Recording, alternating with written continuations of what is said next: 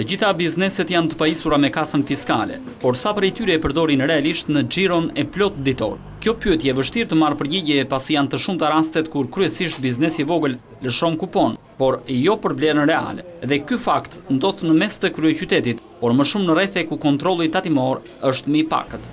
Por ky është një problem sa i biznesit, po aq edhe i konsumatorëve.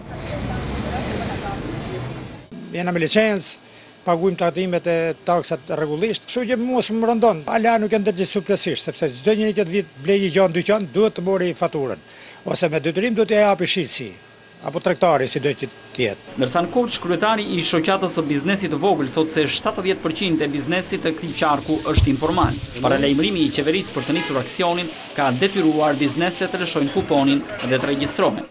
Kuponi tatimor akoma është i dështuar. Vazhdon të jetë shqetësim, sepse shohim që kudo nuk jepet kupon tatimor dhe kjo do jetë ndofta brenda aksionit, po jo ditët e para të aksionit. Domethënë do jetë një çështje numër 2 e aksionit. Nuk do jetë çështja e parë, do jetë formalizimi i ekonomisë. Panorama është e ngjashme edhe në qytetin e Fierit.